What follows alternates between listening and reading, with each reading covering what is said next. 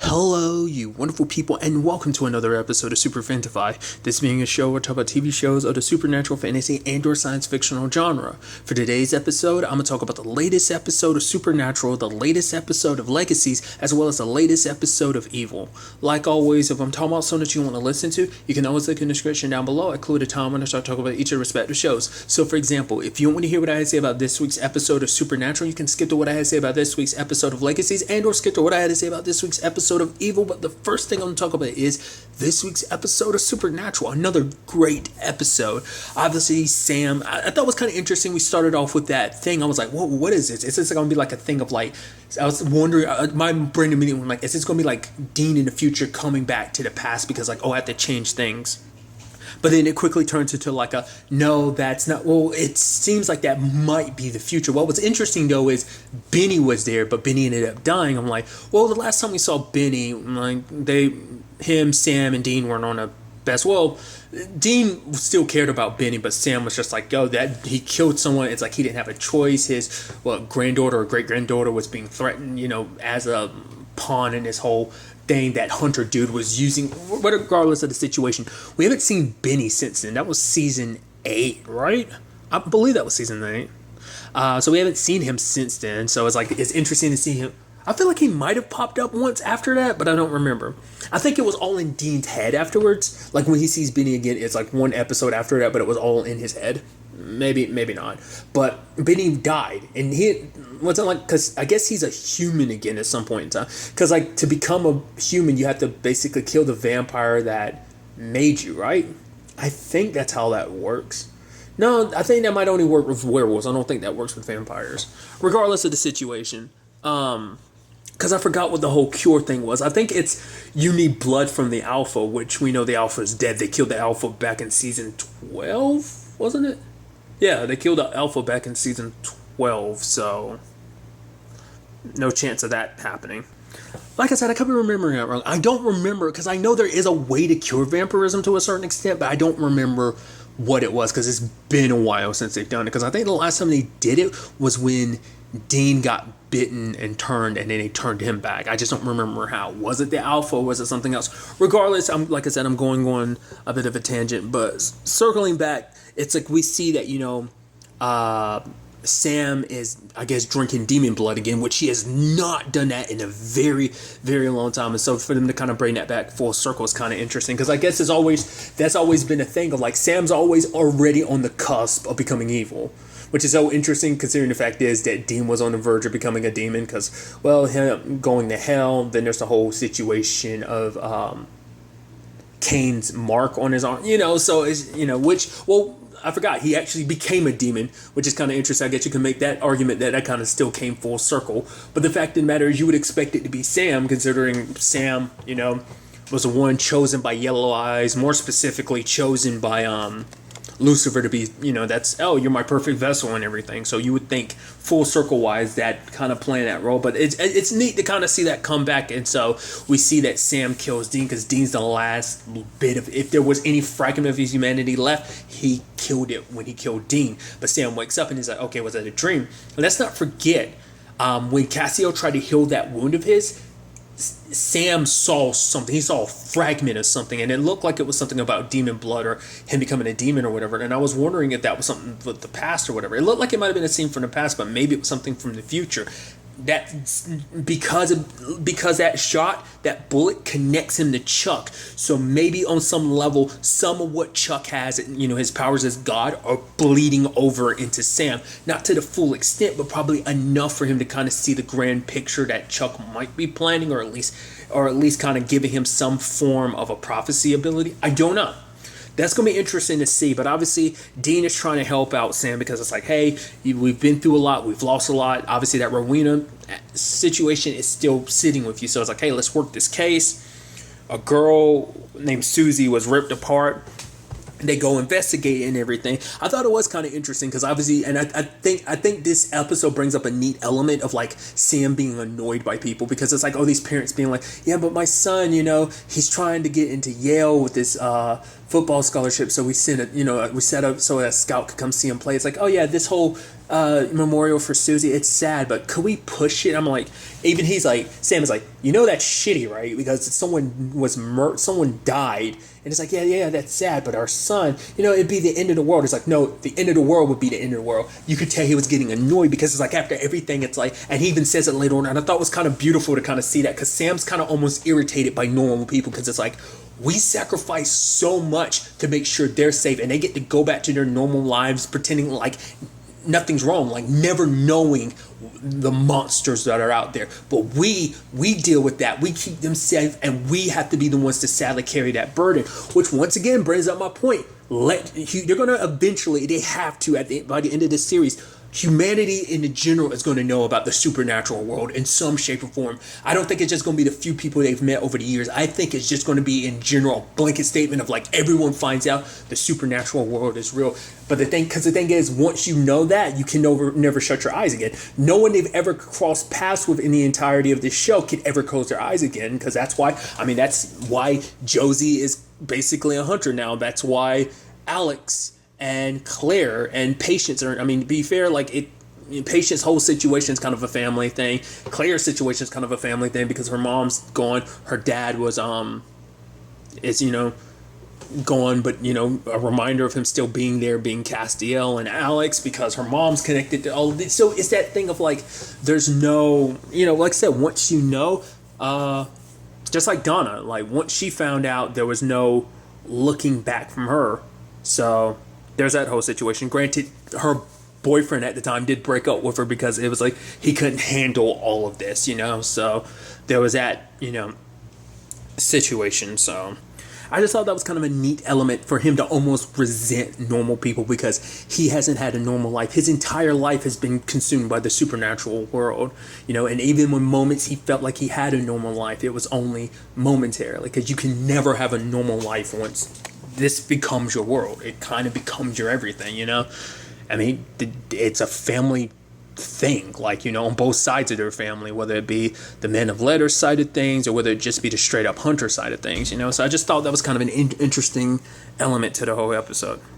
I even love that Dean had that inappropriate moment of like, it's like, oh, it turns out, this other girl that went missing was a cheerleader. And then Dean was like, oh, somebody has a fetish, and she's like, excuse me. He's like, oh. Even Sam looking at him like, what? Why the hell did you say that? I guess for him, it's like, it's that thing of like, oh, he probably meant to say that in his head, but ended up saying it out loud. Regardless, there's this whole situation because it ends up revolving around Billy. Because I like that Sam and Dean have been like, okay, they start realizing like, oh, these are cheerleaders, and each one that kind of gets taken out, someone else amongst the group ends up kind of rising through the ranks. So they end up going to this other girl, and they're like, oh, like they're listening to the speech that she's giving about Susie, but they catch her in a lie, and you can tell from her response of like, oh man, they nailed it. That the fact is that she's pretending like, oh yeah, Susie's my best friend. Oh, she's unique like a snowflake. She was pure gold. Blah blah blah blah blah. It's like her kind of playing it up, hence why she's running through the speech, trying to like, okay, no. It's like because she said, my friend Susie. No. My best friend. It's like you can tell she was playing it up, and they kind of caught her in it. But it's like, oh, she's not the vampire because she has braces. But it's interesting how this all circles back to Billy, who, interesting enough, is played by the actor who played Holden in Beyond. A couple of times, I was like, isn't that Holden? I was like, holy crap, that's crazy, dude. I'm super bummed that show got canceled. I really like that show. Regardless, the fact of the matter is, Billy is connected to all of this. So now it becomes that thing of like, okay, so his mom and dad are, or at the very least his dad is. So it's like, okay, so because the whole thing is that it was a vampire tooth that was found. So it's like, but a vampire typically doesn't dismember a body. They usually drain the blood, leave the body. But then when they go to the scene, there was no blood from Susie. So it's like she had been moved, which typically isn't a vampire MO. But now we end up finding out later on that the parents are protecting Billy. Billy's the vampire. Basically, he, because he ended up getting bitten, and the fact of the matter is he ended up killing his girlfriend because he could hear her pulse, he could hear her blood, and the moment he got a taste, he ended up killing her. He told his parents, and what did they do? Trying to protect their child, they sliced and diced her, and which sounds morbid when I say it like that, slice and dice, they they made it seem like some crazy person did it, which is like even more morbid when you think about it. I get it, you want to protect your kid, but it's like, man, you didn't have to like slice her to pieces or something like that. That's fucking madness, you know? And then they ended up kidnapping this other girl so they can basically make her a human blood bag for them. So it's like for Billy, and it's like, geez, like I get it. You want to, because for them it's like the fact of the matter is this is our son. You know, you don't have any children, do? Because if you did, any parent would do anything for their child. But like going to the extremes that you have, and as even something Billy was trying, he's like, you guys aren't listening to me. I don't want any of this, because at first it makes you wonder like, oh, are they the ones behind all this because they're trying to make Billy a star, they're trying to make him have a good life? But it's like more so than a good life, they want him to have a normal life. So they were going to, but it's like eventually what were you going to do, keep her forever? Eventually you were probably going to have to kill her just because you didn't want to take the chance that she might find out, report you and everything. And eventually, because that would have meant keeping her forever, having to wait for her blood to replenish, and then, or you go out and do this to more and more people. So how far are you willing to go? But it's like, you could understand their need to protect their child, but even Billy's like, no, this is how it's got to go. We're going to make it seem like I'm the one that kidnapped her. The fact is, you guys are going to say that I ran away, and then you guys are going to kill me that way, because he's like, I don't trust myself anymore, because I can't control these urges. I can't control this side of myself anymore, and I don't want to hurt any more people. It's like, this is how it has to be, And like I said, it's sad because like his parents are they just want the best for their son. They just wanted to look after him, to protect him, like any parent would, And I think it kind of left Sam and Dean just kind of like, man, it's a rough situation, So he might be a monster, but he didn't ask to be a monster, and it's just a sad set of circumstances. So it's one of those stories that doesn't have a happy ending. Luckily the other girl was, I think it was named Tara, was saved, but it's still just sucky that things ended that way for Billy, and they lost their child because of it, and they have to keep up this lie so that no one finds out the truth and everything, so there's that. And obviously this whole conversation, I thought it was kind of a beautiful conversation between Sam and Dean about like, yes, everything that we've been through, and we've lost a lot. We have lost a lot. But because of people like Jack, for people like Mom, for people like Rowena, anyone that's ever cared about us, we have to keep going. We have to keep fighting for them. Because the fact of the matter is, yeah, we'll never have a normal life. But those people out there, we make sure that they're able to have a safe and normal life. They don't have to deal with any of this. Yeah, it sucks that we have to kind of carry that burden. But we don't do this for us. We do it for them. We do it for the people we've lost.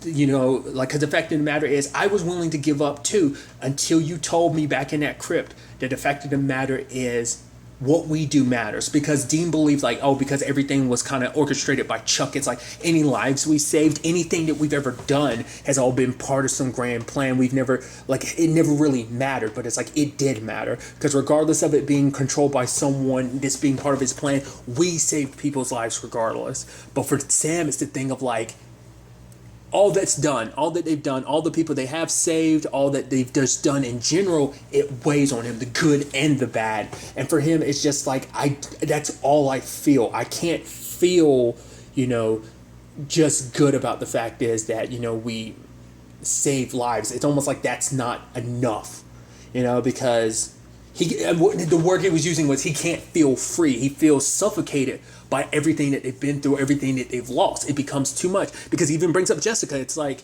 that's something he hasn't talked about in a long time, but it's like, that's a major loss. That was his fiance. It's like that weighs on him, because it's also, she died because of him, like Yellow Eye. It's like that guilt has always been there. Like, so many people died because they were around you, they were connected to you, they were people you cared about, And so that's not the easiest thing to carry around. I highly doubt it's the easiest thing for Dean to carry around, but Dean does what he does. Dean buries shit.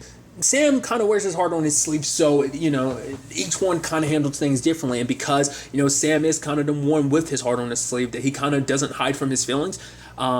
The fact is, I think that's why it hits him as hard as it does. But he's like, maybe tomorrow I'll feel better. But then, Dean's like, but what if you don't? And that begs the question. And maybe that's what Sam's thinking about. If I don't feel better, will I end up spiraling down to that point? Because in that future, it sounds like he killed Jody, Claire, I would assume Patience, and Alex. I'm sure he killed all of them because it's like, oh, after they were like, oh, after Sioux Falls. So that could be a little like, hey, keep this in your mind as the season goes forward. Of like, that was a potential, future thing. So we'll see about that. I did skip over it because obviously this is kind of depressing. We're going to end up getting to a little more depressing stuff, but I figured I'd break it a little bit with a little levity from the episode I thought was kind of neat. What's the whole fact is that he's like, yeah, the fact is, Sam was like, yeah, you might not want to call yourself the meat man because it doesn't mean what you think it does. He's like, what are you talking about? This? No, he's like, Sam's kind of like, no, dude, it doesn't. And then it's like, this is real meat. And he's like, that damn right it is. Meat man. I'm like, even you saying it by itself still doesn't sound right. It's like, yeah, I could see someone's mind immediately going like, yeah, that's not what you think it means, bro. But regardless, there's that side of things. And then we got a surprise with the Chuck side of things. Lo and behold, who does he visit? His number one fan, Becky. I thought that was pretty neat because Becky's moved on because she was so upset, so obsessed with like Sam and Dean as well as, Chuck. And for her, it's like she finally moved on. She has a husband and children and she's happy. And then lo and behold, shows up Chuck. It turns out, and I love her being like, she makes little, I forgot what it was, like figures and stuff like that. She was like, basically, she's the number one unofficial supernatural merchandise seller out there. So she makes a good living. She basically continued the supernatural story, but basically, as Chuck kind of puts it, it's fanfic. But I love that whole conversation about like, but basically, she didn't continue the monster angle for her. It's just like, oh, they have like a normal life. The fact of the matter is, it's just the small talk and them folding laundry and stuff like that.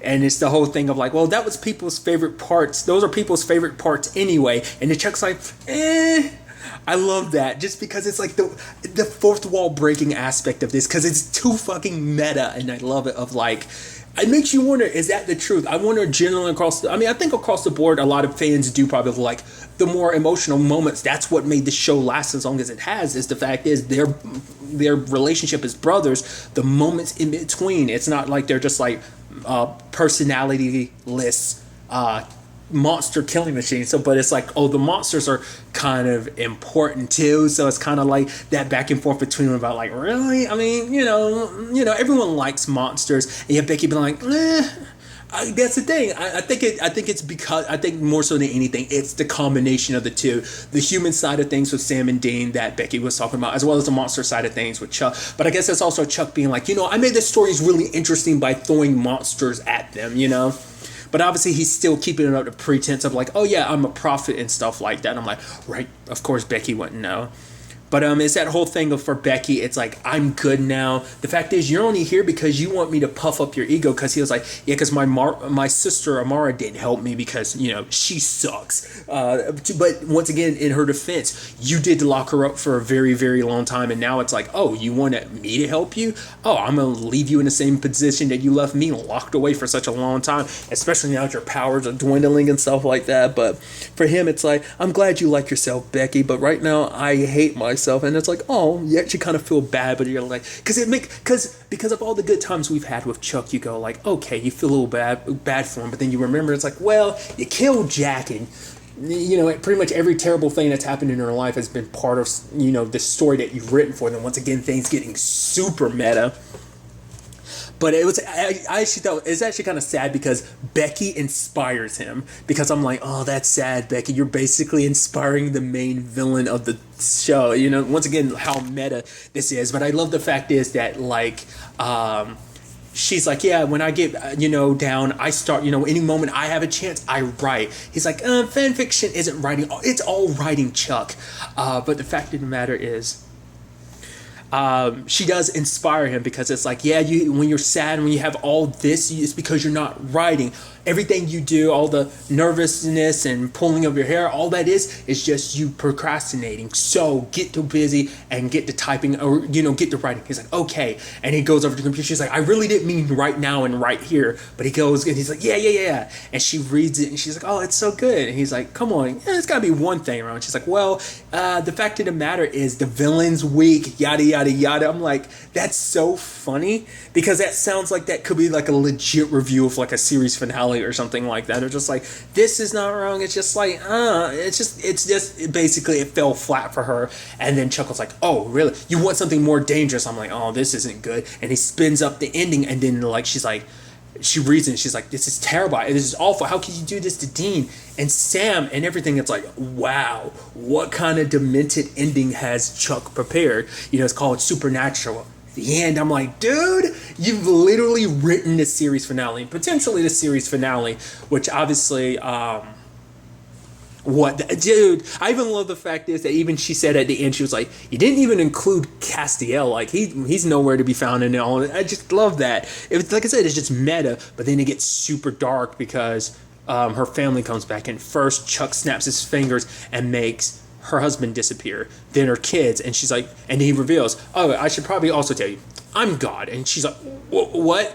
And it's the whole thing of like, they're not dead, they're just not here. He basically kind of, I guess, blinked them out of existence. They're kind of in some in-between lane, or just kind of floating in a nothingness, which is interesting considering there is the empty, but obviously, I guess he just kind of snapped them out of existence. He can always snap them back, which also shows you he might not be as powerful as he was, but he's enough to kind of erase people. And Becky's like, please bring them back. Because at first he was going to make this his workshop. So I thought he was going to keep Becky around because it's like, hey, Becky's my #1 fan. But I guess he's gotten his ego boost so that he doesn't need her anymore. It's like, oh, I put in time in my greatest work, so I don't have to worry about it anymore. And he snaps and makes Becky disappear too. I'm like, that's heartbreaking. I mean, they're not dead, because I don't think he has the power to outright kill people like that. He can probably just, I guess depending on how powerful they are. Because like doing a situation like that to Jack, maybe it'd still be possible. But I mean, definitely in his state now, like obviously like Amara says, like, oh, you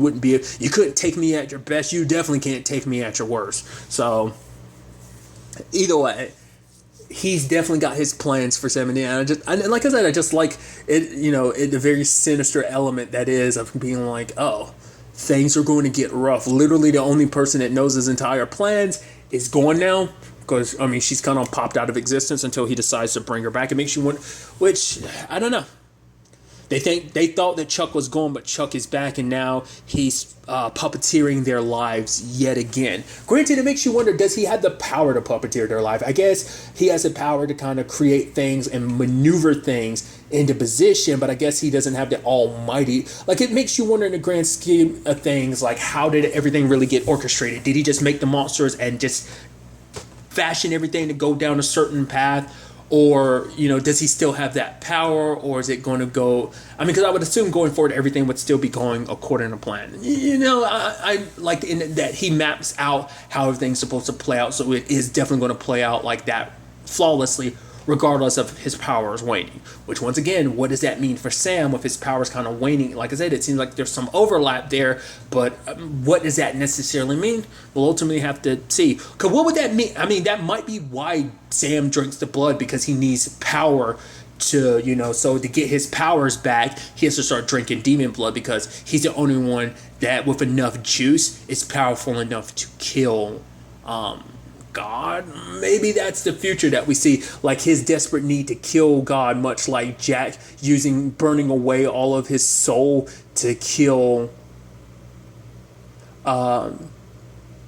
Michael. That maybe it's a similar thing, but ultimately we'll have to wait and see. I'm very interested to see where the next episode takes us with all of this. And now moving on to this week's episode of Legacies. Another great episode. A lot of interesting things went down in this episode, so let's break it down. Obviously, if you're unaware, I've talked about this before, but I lose my mind about samurai. Samurais, to me, are just like some of the coolest things ever.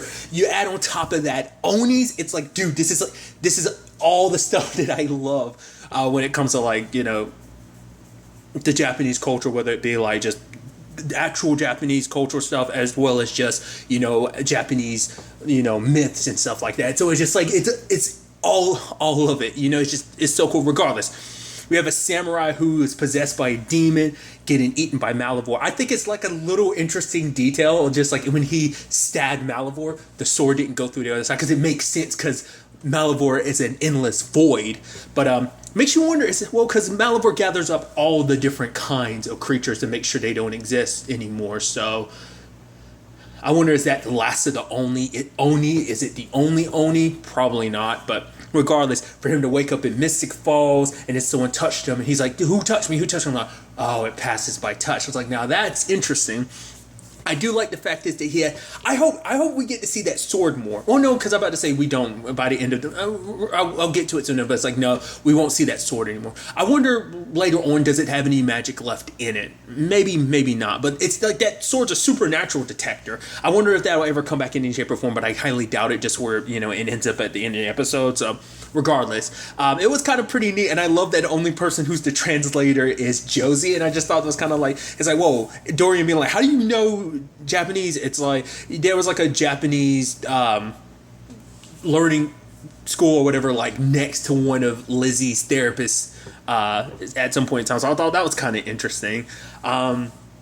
Obviously I even love Josie trying to get Lizzie's help with this whole situation. It's like she's like, fine, I'll help out because Josie was using black magic. Obviously it's almost kind of like using alchemy in Full Metal Alchemist. There has to be an equivalent exchange, so there's blowback for using it. So obviously I made a comparison to alchemy. It's kind of a similar thing. Regardless, but Josie's not only feeling the effects. Obviously Lizzie is too, which Lizzie's like, fine, I was going to meet up with Sebastian, but I guess I can wait. But it's like hearing that we're dealing with a demon that will kind of get inside your head. She's like, whoa. I'm already crazy enough. I'm better now. The last thing I need is a demon running around in my head. And I wish we could have gotten a little bit more of the samurai dude just like running around the school, because obviously his sword's activated. Because it's like, oh, it's here, but it's like, no, you're literally in a school full of supernatural, so it's going to be activated. I love that Ralph and Landon end up going to Mystic Fall High trying to,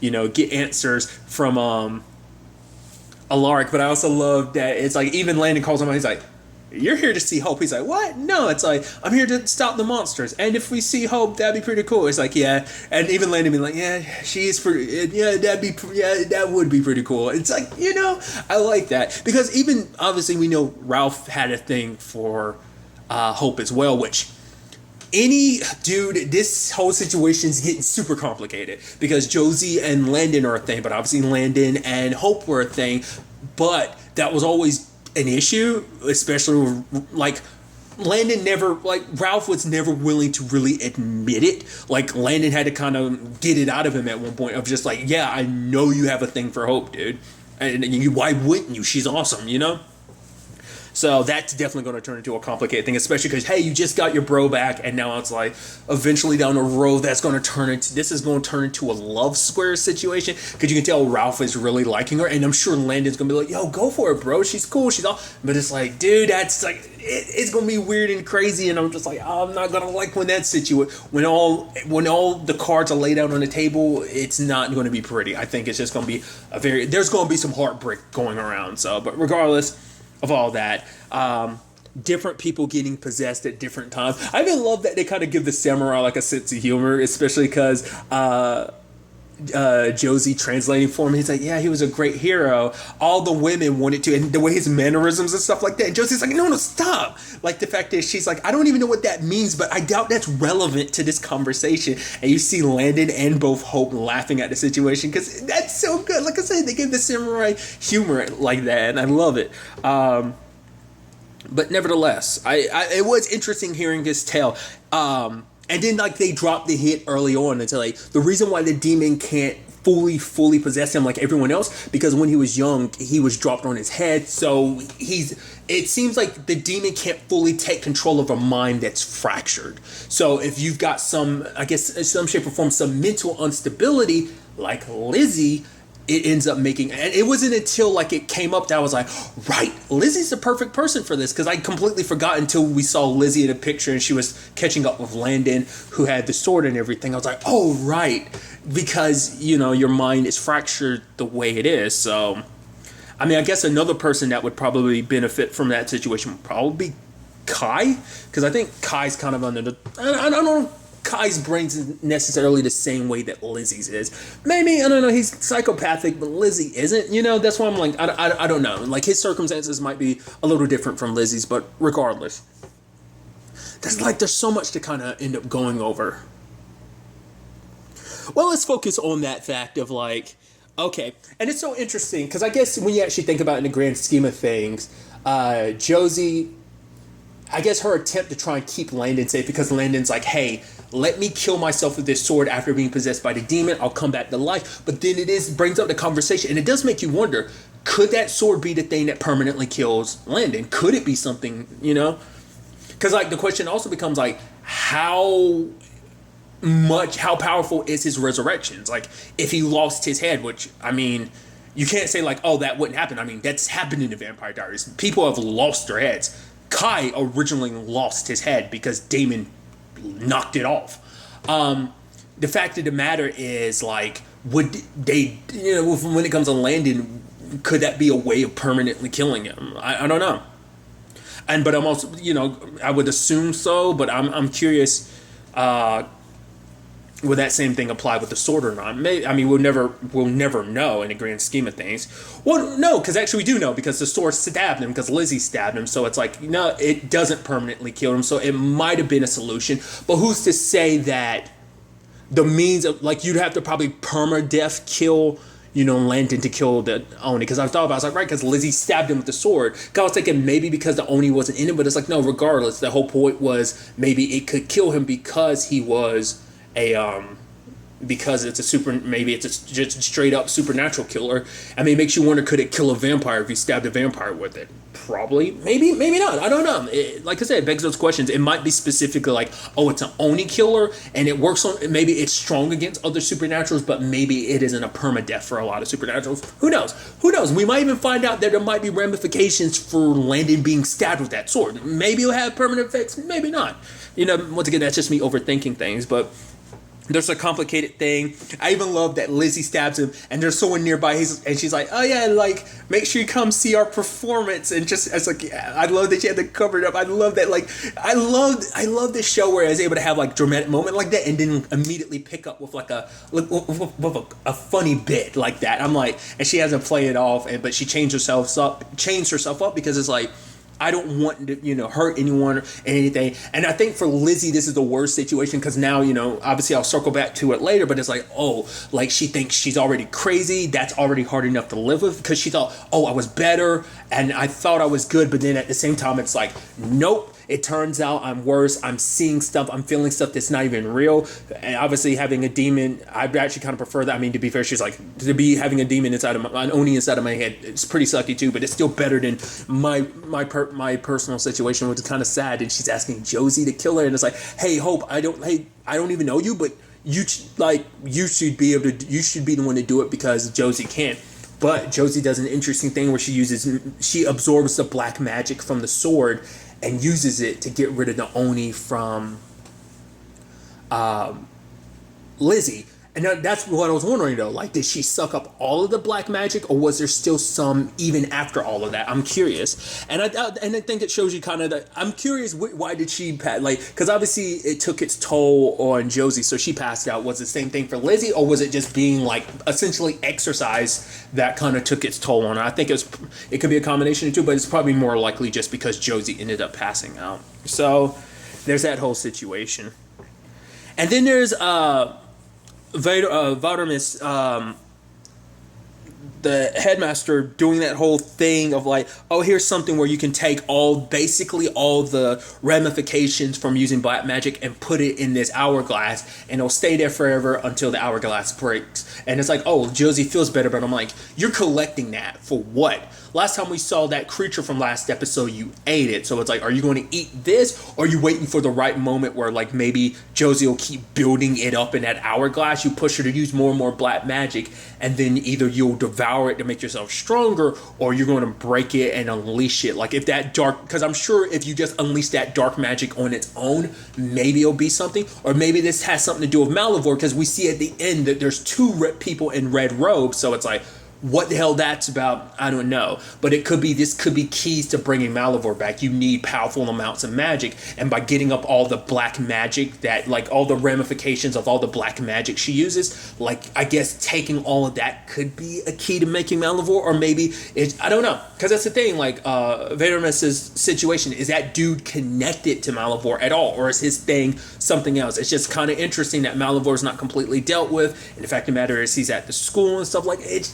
He's definitely hiding something, but the question is, what? Is it something himself, or, like I said, is it connected to Malivore? So there's all of that. There's the whole MG situation, which he's trying to be a friend to Lizzie, being like, hey, he wants to try and tell her, like, you know, he's like, yeah, you're seeing things through rose-colored glasses, because he's trying to subtly be like, things aren't right about this. But Lizzie's like, the fact of the matter is, you're good, you're my friend, a friend should support me. If I'm happy, you're happy, which is like, you know, shows you how warped Lizzie's perspective on things is. Because I think it is a thing of, like, I think she recognizes that MG likes her, but I think she's just not willing to see it, and it just almost makes it seem so manipulative. It seems that way, because it could be the fact that she is completely ignorant to the fact is that MG likes her. I don't think she is, but, you know, regardless, it is a thing that MG does show her the video, and I love that they make a point of that. Like, they're foreshadowing it hard. It's the whole aspect of Kai, because it's like, oh, here's a recording. Where does this camera come from? Oh, it's Kai on it. I just record over. I'm like, dude, what? Dude, I was like, they're setting that up, and I'm like, I'm curious to see what way, because Kai is supposed to be a last resort, but that last resort might pop up a lot sooner than we think. We'll see. It'd be interesting to see if he actually does pop up at all this season, but regardless. So MG ends up recording it and showing her, and obviously Lizzie kind of gets upset, because it's like, oh, you're not my friend, you're nothing, you don't even exist to me, which is so sad, because, like, MG was trying to do you a favor. He was, because he does care about you. He could have easily let you flaunt around Sebastian and Sebastian not be there, but it's like, no, because he cares about you, he would. But I guess for her, it's like, oh, you're just trying to undermine me. Like, the fact of the matter is, I'm crazy, and that's all I ever be to everyone, isn't it? But it's like, no, because he cares so much about you that he didn't want, because he knows how devastated you would have been if that was in front of other people. And, you know, and I guess for him, it's kind of like, you know, he kind of fell on his sword in that regard, because it's like, well, the fact of the matter is, you're okay, and that's okay. And, you know, even if I take all the blame for it, at least you're okay to a certain extent. Obviously, he kind of sent her spiraling by him telling her the truth, but it's like, I owe you the truth because I found out the truth, so someone needs to tell you beforehand. So I don't know. I'm curious to see ultimately where that ends up going. I thought it was interesting too, like, I didn't talk about it, but Hope did tell Landon the truth about herself, about, like, oh, this is all my fault and everything, you know, so it's like, don't kill yourself trying to, like, you know, if you were possessed, like, don't try to kill yourself, we'll find another way. But it turns out he was possessed, so he didn't hear any of the truth of what she said. But it was a thing of, when he came back to life again, he was like, it's you. Like, the fact is, why is it I see you every time I die? So it's like, okay, that's interesting. And then we get the big, like, whoa, at the end, where it's like, Lizzie remembers Hope. She even says her full name. It's like, why do you remember? It must be that that demon knocked something loose. It's something I brought up before. The memory's not completely gone. It's like completely, it's buried. Basically, the synapses to that part of your brain and your memories aren't there. That part of the brain, like, the synapses aren't firing. They're kind of dimmed. And I guess in Landon's case, every time he dies, the synapses kind of turn on for a quick second, but then turn right back off. I guess in Lizzie's case, because her mind is fractured away. And that was something I brought up, because I was wondering, like, because Ralph was a werewolf, part of me was wondering, was the memory wipe not a full thing for him? But now it's like, because, once again, because of Lizzie's fractured mind, because of the way her mind is, the memory wipe wasn't a full memory wipe. And I think maybe the demon kind of dislodged some of it. So it was already there, like, her memories of Hope were a little brighter than anyone else's, probably maybe brighter than Landon's, just because she can even remember the memories. And then I think she might have remembered everything about Hope in that instance, or maybe still fragments, but she ended up remembering more than Landon has the multiple times he's died. I think that speaks volumes. So I think that shows you that her Hope in her mind was a little brighter, which is, you know, ironic, considering the fact is Lizzie hated Hope for a good chunk of season 1. Obviously, they buried a lot of their bad blood, and obviously they kind of got over that. It was more so on Lizzie's part, but still, they became good friends because of the whole situation. So it is a thing of like, it's just ironic that the first person that remembers her fully is Lizzie. So there's that. Then there's the twist about MG and Sebastian, where it's like, wait, Sebastian? And he's like, wait, home dude Wade was like, who are you talking to? He's like, huh. So it's like, wait, I can see Sebastian now. So I was like, okay, what the hell happened in that regard? What the hell was that? So how is that? Like, was it like, because did she touch MG at all? She might have. I don't know. So like, I don't know how the hell did that happen? I guess maybe like once you've captured him on image, like I don't know. Or maybe it has something to do with MG and Lizzie's connection, because Lizzie severed the connection, but because MG has a well, then you would think if it was going to go to anybody, it'd be to Josie, if that was the case. That's what I'm curious. Like, how the hell did you do that? Like, jump, because like that's why I kept wondering. I was like, he has to be like a ghost or something, because he's asking for MG's help. But I was wondering if it was a thing of like, oh, he is like I said, I thrown it out the last episode. It might be a situation of, you know, like Jeremy could see ghosts. Like I was wondering if he was in the same situation, because Jeremy was able to see the other side. So like more specifically, it was like supernatural ghosts. And as we know, Sebastian's a vampire. So it's like, okay, what's happening in that regard? So I thought that was kind of, you know, fascinating in the long run. So that's something to kind of be excited about, see where that kind of goes. Alaric and Hope end up talking about the fact is that for Hope, it's like, you're reluctant to go back. So why are you so scared about Landon knowing the truth? Because for her, it's like, she doesn't want to hurt and complicate things, obviously. But at the same time, it's like, but what if I tell him the truth? And the fact is, he still loves Josie, which obviously has got to be a complicated thing for Alaric, because it's like, you're like, you know, this is my daughter's happiness. But at the same time, it's like, he sees how much pain, you know, Hope is in, whether she really wants to show it or not. He sees how much pain she is, because I think that fatherly instinct kind of kicks in, because it's like, yeah, like Hope is just as, you know, well, not just as much, but in your eyes, she's just as much your daughter as Lizzie and Josie is. You might not remember it, but she made it clear, like, you're kind of the closest thing she has to a father now, you know? So now it's that, I don't know, it's going to be interesting to see what, you know, Hope does, because Alaric was like, are you really saying that you're so okay? You know, I get that you're afraid, but like, can you really go your entire life never knowing the truth to that? So it's like, what's she going to do? Especially now that Lizzie remembers and everything. The question is, does Lizzie remember? Is she going to try and blackmail or use Hope with this? I'm so curious to see. Like I say, I can't wait to find out how much she remembers. Maybe it's fragments. Maybe she doesn't remember everything. But that's going to get super interesting. But the whole point I was making earlier is like that sword, they buried it with the samurai, but I mean, that could easily be something they pick back up later on. But like I said, that depends on whether or not Josie ended up using all the magic from the sword. We'll see. But what was also interesting as well is the sheriff and Alaric. She read his file, which he didn't appreciate. But for her, it was like she was trying to look into him, see if he was a good guy, see if he was a good father. So he seemed like a little crazy, you know, the jury's still kind of out on that. But for her, she was just looking into him because it was like, oh, I want to ask you out on a date to see if you were a decent dude. But it's like, well, you know, it's like not the best thing to do. But I mean, to be fair, she's a cop. So I think, I mean, for her, she even talks about it. She kind of came from some rough relationships. So even Alaric has had some very, very complicated relationships over the years. You know, everything with his,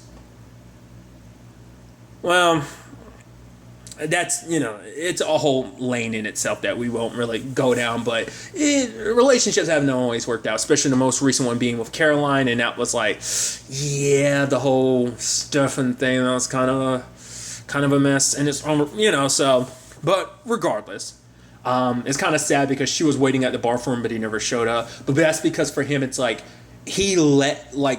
things could have gone bad for Josie and Lizzie if Hope wasn't there, because he was so caught up in everything with the sheriff that he wasn't there. It's like he kind of in his mind is like, I let my priorities slip, so I wasn't there for my kids when they needed me. But I think that's why he's going to put his relationship status on hold until he, you know, gets a better grasp of everything. Or maybe not. Maybe it's like, my kids got to come first. So I think other aspects of his life is going to be put on hold because, you know, there's already a complicated thing of like, oh yeah, there's a restraining order about you not going towards the Salvatore school, the school that you pretty much started, you're no longer welcome at, despite everything that you've done and sacrificed, so that's all whole thing in itself. So I am very, very curious to ultimately see where all this ends up taking us. I didn't even talk about it too, but like there is a whole Raph situation of like Raphael isn't like 100% okay. He's still kind of a mess after everything, because even Landon had talked about it. It's like you've kind of only said 3 words like since you've kind of really come back, like 3-word sentences.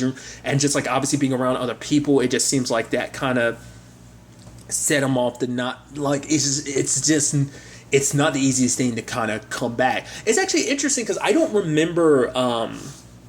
Because I was about to say Haley and Jackson and the others having that issue, but to be fair, they could turn back to humans every full moon, so it wasn't as full of a transition as like Raphael, because Raphael stayed a wolf for months. He didn't have breaks to come back to his humanity, so it's a little different. It's kind of similar, but because I don't remember that being an issue. Like I said, like back in season 3, them really suffering from that, but like I said, Raphael's situation a little bit different, but regardless, I'm so interested to see where it all ends up taking us going forward. And now moving on to this week's episode of Evil. A great episode. A lot of interesting things went down in this episode, so let's break it down. Well, first and foremost, I liked it. Once again, it's that thing of like, I like knowing kind of the timetable of a show. It's one of those weird things where it's like, I like knowing that a show takes place like, oh, this entire show takes place over the course of like 2 weeks or this season. It's whatever the case may be. But I just think it's interesting because this is literally picking up the day, well, a couple hours basically after the events of the previous episode of The Exorcism, because David was like, yeah, about everything last night. I was like, holy crap, it's literally the next day. That's credible.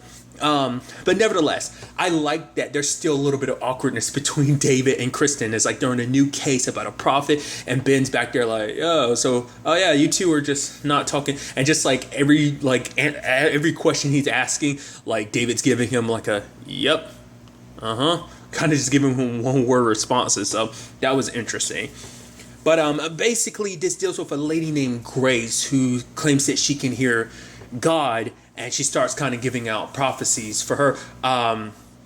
She has to like blow up balloons and stuff like that. Well, not balloons, but things to also help her. It's like it's kind of a whisper, and it was actually kind of interesting, like some of like the conversation she had, because obviously they're trying to decide whether or not this is the case of like, whether she is really a prophet or not. And an incredible thing, I think, is like the Monsignor, because it was something David kept bringing up, was like, why are we getting this case specifically? It's like there's plenty of people who are prophets and stuff like that. We went after every case, there'd be thousands of them, but like you chose this one specifically. Why is it? He doesn't let on until much later on, because it turns out that basically there's this prophecy that no one has really seen outside of the church. Like there are only a few pages, and at the beginning it seems like, there's only 15 pages. The fact of the matter is, I think they were saying the only person who's actually looked at them is the Pope. And so basically it turns out some of Grace's like prophecies end up being something that's in this book, a book that's been seen by no one, something that was written over 500 years ago, which is pretty incredible. And it turns out one of her prophecies, at least in the confines of the show, came true, because a lady she was warning about getting out of her house, she got out, and that woman had told her neighbor, and later that same house ended up falling into a sinkhole. So now, obviously, Ben, being the skeptic that he is trying to say that basically there's some instinctual level to this, that basically you read the signs of just like, maybe you've done your own research. So the fact of the matter is, that this area might be, you might look at certain things and look at it like subconsciously there are clues that say like, some shit's going to go down. So saying that the sinkhole wasn't something that she prophesized, that basically she took information that she had already gathered and kind of like instinctually kind of told the lady to get out. And I even love that, like Ben's kind of explaining that, and then David goes, Kristen, and Ben's like, I just explained it to you, getting Kristen's, he's like, David's kind of doing motions like, well, no, I'm just getting her opinion too, come on, dude. I just thought that was kind of nice, because he's like, what, my opinion's not good enough, you gotta get Kristen's too?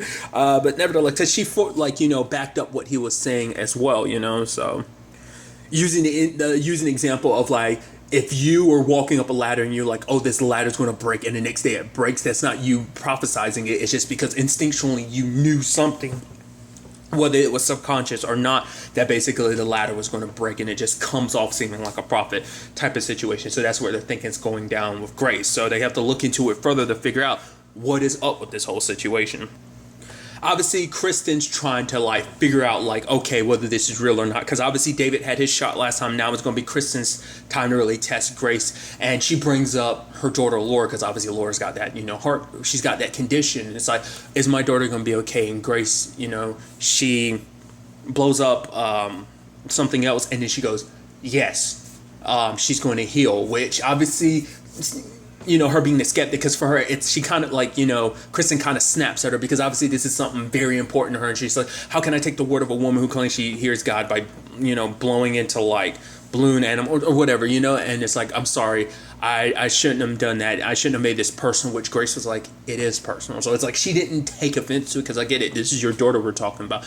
But I like to believe that obviously, and that ends up being the case of like, with Grace's, in particular, like prophecies, she gauges around 70%. Like, it's not like a full-blown exact, but at the same time, it's a thing of like, well, that doesn't seem like if it was a real prophet, you'd feel like it'd be 100%. But at the same time, it's such a specific prophecy she's given to different people. It's really hard to really gauge whether or not, like, that's the only one that they could really make judgments about, because everything else was so specifically tied to that person, that it's so specific to the details that it's like, it's hard to really gauge whether or not it's real or not. So I was also interested by the fact is that Monsignor didn't really want to bring that conversation up in front of Ben and Kristen, which you had David being like, no, you got to say it to me, might as well say it to them, because they're literally going to hear it from me. I'm going to end up telling them afterwards. So I guess for him, it's like, because of what we end up finding out what the confines of the prophecy was, like one of the particular prophecies saw the end of the Catholic Church,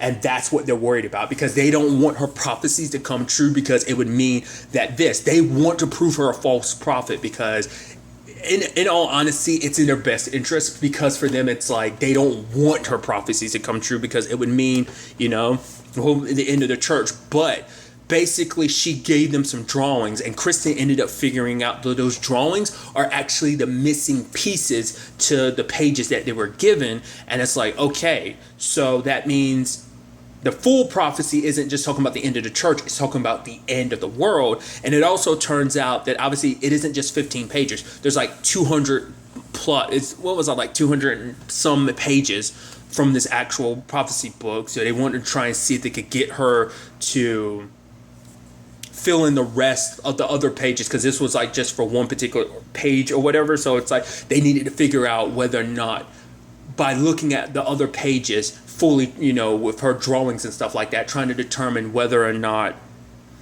her prophecies are real or not. They needed to kind of verify. And it's so interesting hearing, because the church is so adamant about this, because it's like, we need to discover, whether this is a real prophet situation or what.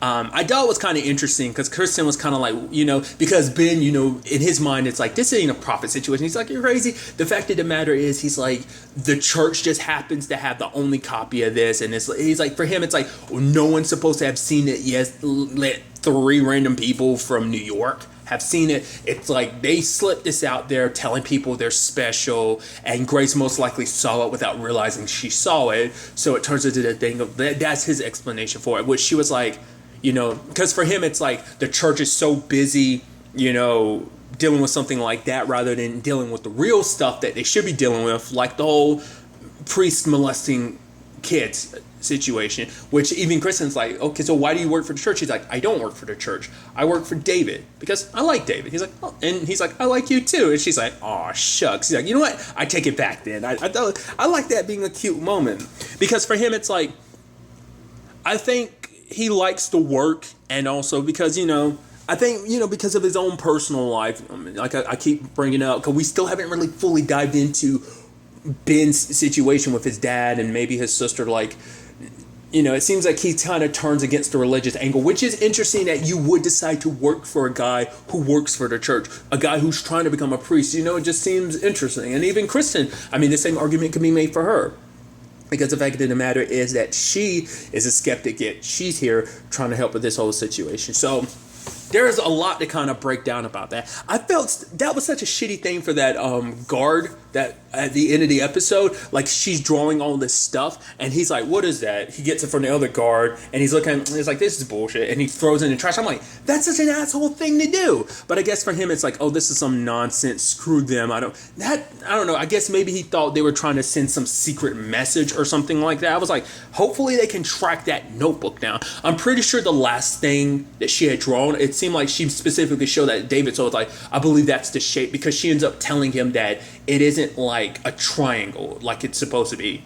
It's supposed to more so be like a three-dimensional object is kind of what it's supposed to represent. So I thought that was just kind of interesting. So showing that things, because we saw the stars in the sky in the last episode, so maybe that's what it's supposed to represent. And like I said, maybe David just didn't know. Maybe like the lights going out was supposed to make him look up completely so he'd actually see the stars, but it seemed like he missed it. It didn't seem like he saw it. So it's like, but still, we don't know what that means, but I guess David saw it. So even they don't get the notebook back, which hopefully they do, which that also begs the question, what does that mean for all those prophecies and stuff like that? They may never be complete because sadly, immigration ended up picking up Grace and a whole bunch of the kids. It made me wonder, it makes sense in the grand scheme of things of why that place was the way it was, because I was like, all those kids crowded around, and it's just like, it almost seemed like she needed the noise, but then later on when she was talking to David, she didn't, so that's what made me wonder whether that was the case. So I had to look into that actress who played Grace. She seems so familiar, but I can't remember what I've seen her in. Was it Wu Assassins, or am I mistaking her for a different actress? Isn't it her from Wu Assassins? Maybe? I don't remember. Because it's been a little while, so I'm blanking even on the character's name. Regardless, like I said, I could be mistaken, but, in the grand scheme of things, too, I was almost wondering if... I'm surprised Ben didn't get a vision. A prophecy. Because she ended up giving David one, and she ended up giving Kristen one. One being like, avoid red for the next 7 days, which she was like, why does, why do prophecies sound like a fortune cookie? And she's like, because God kind of sounds like a fortune cookie. Even Grace kind of, talked about it like that. But also on those other things, when it came to David, it's like, oh, they know about their visions and they're trying to stop you. So it's like, those are very specific things. And obviously, Kristen, even being who she is, still kind of took it to heart. Like, yeah, I'm gonna avoid red. It's like, oh, her daughter was wearing red. It's like, yeah, don't wear red. And it's like, oh, her mom pointed out she was wearing red earrings, so she took them out. So, which, let's go with David's, situation first, because obviously, he ended up, using again to, have his vision. And I love that Kristen came over, and she is a doctor, so she probably noticed immediately from his behavior, probably looked in his eyes, maybe they were dilated, not dilated, whatever the case may be. I'm not a medical professional, so I don't know there's probably key signs of just his body language, the way he was looking, and just the way his eyes were, to probably say like, oh, he's high. And the fact of the matter is just his behavior. I was like, oh wow, I was curious to see how that was going to turn about, where it's just kind of like, oh, he's definitely not in the right state of mind in that regard. So I was like, oh, that's interesting. But Kristen didn't do anything. She was just like, I'll come back later. He's like, okay, cool. He's like, wow, So that was really, and he's over there laughing. He's like, she's like, are you okay? He's like, yep, I'm good. I'm good. But later on, I did like that they did talk later on, and she was like, no, that was none of my business. He's like, no, I need to explain. That's how I ended up having my vision. She was like, that's why Leland wanted me to ask you about the second time you saw God. And I was like, right. And she's like, and for her, she's not trying to judge him or anything. She's like, as long as you're safe about it, which is like, oh, that's super adorable, her saying that, just like, because obviously, she worries about him, because she does care for him. It's also interesting because she, we'll kind of shift over into Kristen's side of things, because there's a whole thing about, well, for one, I like that the screen goes black and then they cut back and it's like, oh, Kristen and him are having that argument, and they start making out, and then like takes off his shirt, and he's like, we can't do this. She's like, yeah. And then she's like, no, we can't do it. And it turns out they end up being George. And I love when she talks to Kurt about it later on. It's like, that was a sex dream. About what? It's like, It's not important because she doesn't want to probably doesn't even want to put it out there out loud. Just on an off chance that this whole situation, well, because like he's not supposed to write down any of their sessions anymore, but I'm sure like, and that's probably something you just probably want to just keep to yourself regardless. Even if he's not writing down your sessions anymore, it's probably like just for like, yeah, let's not kind of discuss that because it probably talking out loud makes it a little more real and probably just want to keep it to herself in general. But you know.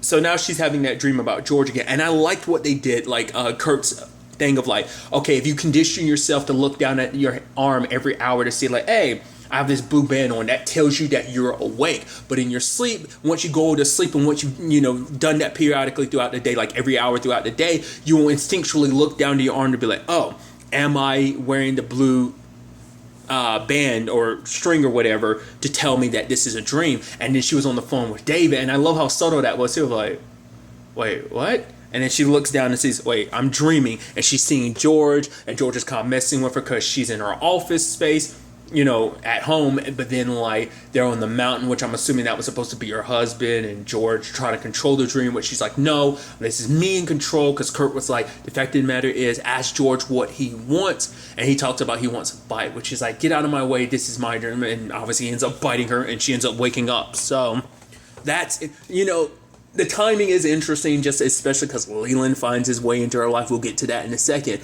But now she's dreaming about George again, what that necessarily means.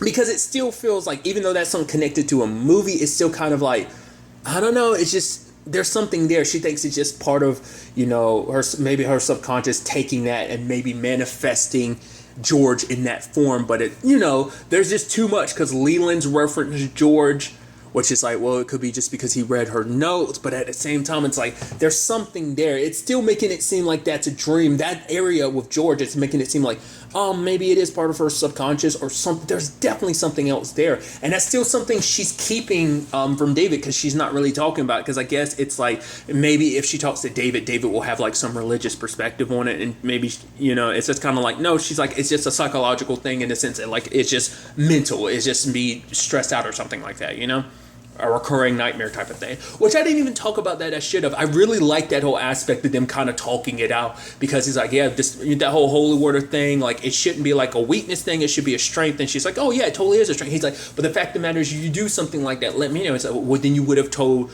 the priest. And he's like, yeah, I would have, but the fact of the matter is, we don't have to agree on the situation. We kind of don't on a lot of occasions, but the fact of the matter is, at least, there could have been other courses of action. It's like, and even if that wasn't the only course of action, at least talk to me about it. We can have this, open discussion. Because for her, it's like, I mean, do you even know how crazy this whole situation is? She's like, in the mornings I go to Whole Foods, and at night I'm like, I'm talking about,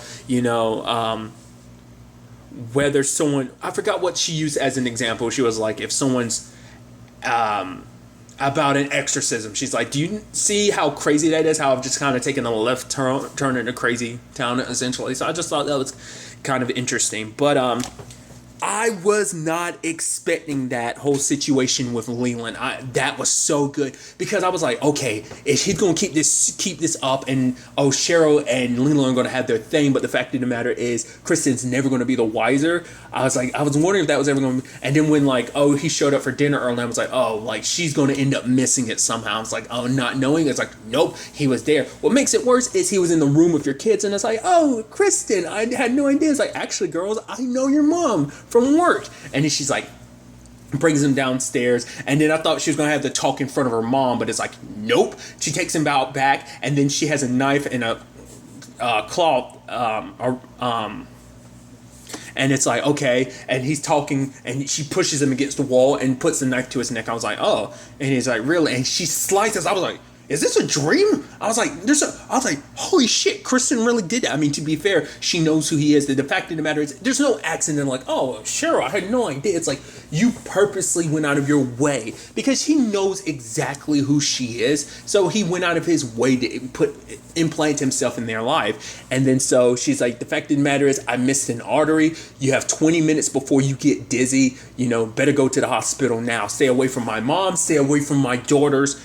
And she walks back in so calmly, too. She's washing the blood off the knife and is like, oh, Leland, there was an accident. He had to go to the hospital. And obviously, she's kind of getting a little upset. It's like, we're not going to eat anything he cooked. We're going to heat up cold pizza. And then, like, she brings the pizza to her kids. And, like, the kids are like, Mom, this pizza's cold. Like, can't you heat it over? And it's like, I'm going to grab these journals or whatever it is he gave you, which they were both, all four of them were red. And obviously, it came in red packaging, too. So I'm sure the prophecy was kind of like flipping in the back of her head with all of that too, especially because she knows how dangerous he is. She tries to bring that to her mom's attention. It's like, oh, he's a psychopath. But it's like, Kristen, I'm a date people. Me and your dad are never getting back together, which I guess that must mean that her dad is still in the picture some shape or form.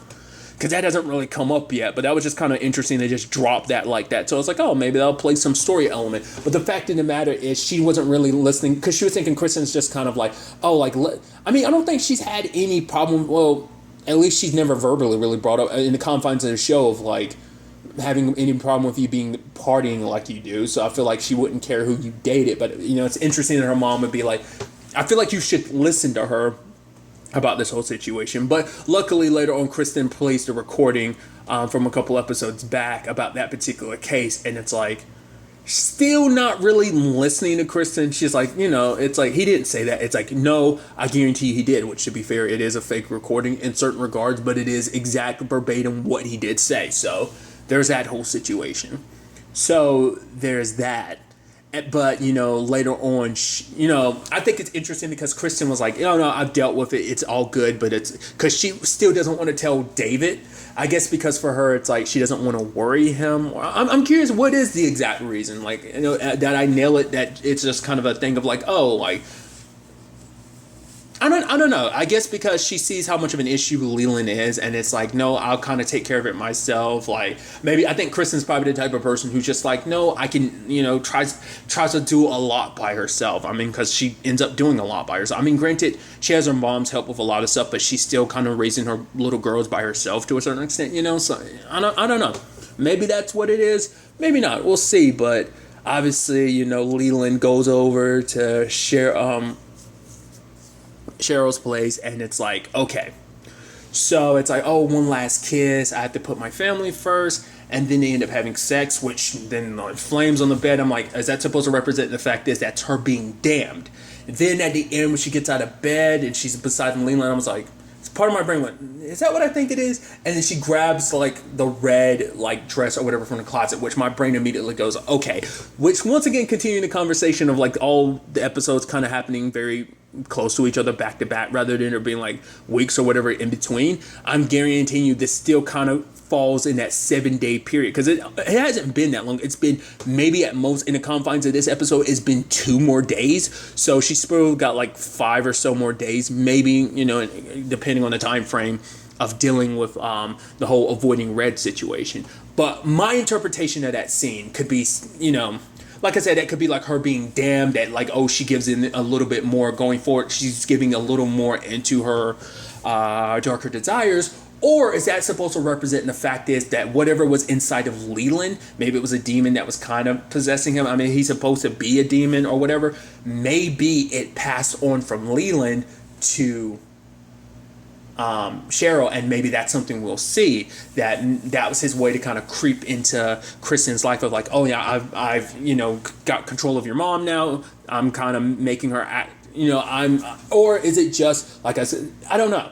Is she going to act a little differently because of that? Is she going to say, nah, screw it, I'm going to be with Leland? That depends on how Leland acts going forward. If he's a different person, it's like, maybe he'll be like, oh, Kristen, do I know you? And it's like, wait, what? Then there'll be kind of signs that it's not the same creature. The demon that was maybe there in him is no longer there. Or maybe if he is still the same, that maybe he is swaying the evil. Or maybe that's just supposed to set up the fact is that like, oh, Kristen needs to avoid red, and the fact is her mom's going to be wearing red must mean that something bad's going to, you know, happen. I don't know. It's a lot of interesting stuff to kind of keep in mind and going forward. I'm curious to see where all this ends up taking us going forward into the next episode. But really, that's all I want to talk about. Till the next time we meet, be happy, be safe, live life to the fullest, and enjoy it. Good day and goodbye.